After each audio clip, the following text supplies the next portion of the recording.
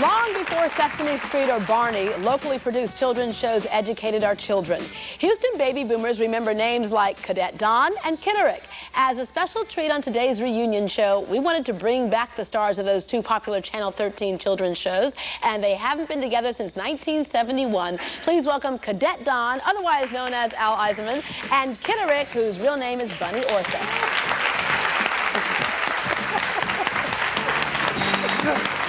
Hi there. Good to see you. Good morning. Good morning. There. How are you? How are you? What a pretty lady you are. Thank you. And you have not changed a bit. Yes, Look I at that have. right there. You want to see? I bet you can still fit into that outfit, and rumor has it that you can still fit into that KITIRIK outfit. Oh, if you hold your breath for as long as you can, yeah. I can get in the jacket, not the pants, I'll admit it. But not by much. The pants are gone. Okay. Some people always ask me, who's the most, wonderful celebrity you've ever interviewed? Was it Mel Gibson? Was it Oprah? Was it? And I always tell them it was Captain Kangaroo. And the reason why is because he played such a big role in my life when I was growing up in different cities. Do you get people who come to you and say thank you? Every day. Yes. Yeah. Of course, I live in Houston, and so I'm, a lot of people that watched are still here, so I do get a lot of that. Yeah. And I love it.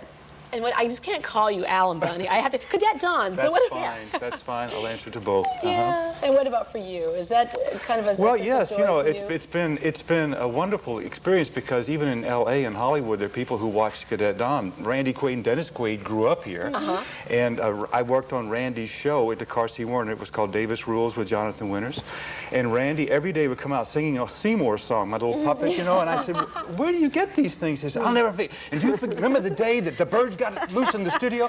I said, "You are amazing." And he's just And Shelley Duvall watched us. Yes, and right. A lot of people have gone on. Yeah, it was such an important part of our lives as children. A lot of people who grew up with you might not necessarily know how this all got started. And for you, KITIRIK was not necessarily a show in the beginning. Well, no, in the beginning, actually I was auditioning for Romper Room. And I was really too young to be Miss Somebody, but anyway, the program director saw me sitting in the lobby and said I was evidently the type he had in mind for a station mascot.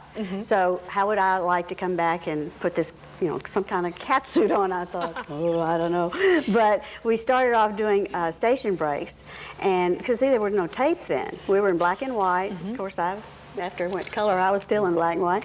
But, and we didn't have tape, so every hour on the hour, we would say, "This is KTRK TV, Channel 13. And there you are, live TV. There we both are. Look at you, Al. That was my car, by the way. That was my real car. Yeah, right. And so anyway, it's just evolved. I started getting mail, and it ended up a children's show, and I loved every minute of it for all 16 years. You became the most popular thing there, got a ton of mail. And just to put it all in perspective for you, you came on the air at a time when there was a rumor of some big project that was going to take place in Houston. NASA, yeah.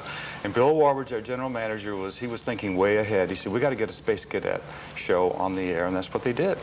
I was lifeguarding at River Oaks Country Club, and I got a phone call from them and said, "Can you come in and be interviewed for this thing?" And I said, "Sure." And I came in, and they said, it was a Thursday, and they said, "We want you to start Monday." I said, "Oh, yeah?" I said, "Well, I've never done anything like this before." "We haven't either." So that's how it all, I was sort of a fixture in Houston as far as the variety shows and things were concerned. I sang and I performed and did those kinds of things. And we had a live show here at Channel 13. I don't even remember the name of it. It was Howard Finch Show. And I performed on that show a couple of times, so they had remembered me, and then they called me and to come in for it. But I studied radio and television production at the University of Houston, and that was my goal, to be in television. And I was interviewed by Bill Wagner. I'm dropping all these names, Sal, that they're probably not even around anymore. I think they're deceased. I'll never forget going into Bill's office and asking him for a job. And I said, "I really want to work in television." And he sat there with his big, deep, resonant voice, and he says, "No," he says, "I see you in front of the camera, not behind it." And I walked out. I remember walking out saying to myself, "I don't care where you see me. I'm just going to work there. I'll sweep up." Tell them about your book. Oh, well, I hope we can get around to that. I've got a book coming out. It's simply about growing up in Houston, becoming Cadet Don. And I was encouraged to do this by my family and friends. who are tired of listening to my stories over the years. So they say, why don't you put them in a book? I think that the kids who watched you then might find it interesting. Oh, yeah. And I hope they do. I said, it's kind of harmless, but some of the things we did were really wild, weren't they? And well, crazy. we didn't have any producers or any... We were the producers. We just came in you were everything. and ad-libbed everything. And well, we want to thank you, too, for coming in and well, sharing thanks. time with us Enjoy today. it. Can I tell how the book's available? Yes, it's please. through the Make-A-Wish Foundation. Oh. And anyone who would like to have a copy, and I hope there are quite a few. The supply is limited, I might add. Send a check for $12 to Make-A-Wish Houston, 1604 Bissonnette, 77005. And we'll put that for on that our viewer donation. hotline. Yeah, for that donation, you'll get the book, and I hope you like it. Well, we were happy that we got a chance to reunite you with a lot of thank folks you. out there who By the grew way, up everybody in with you, Dallas too. Fort Worth says to tell you hello. Oh, yeah, because I worked there Yes. for a while. All right. Well, thank you for you telling me I said hi back. Okay. All right. We'll be right back. thank you.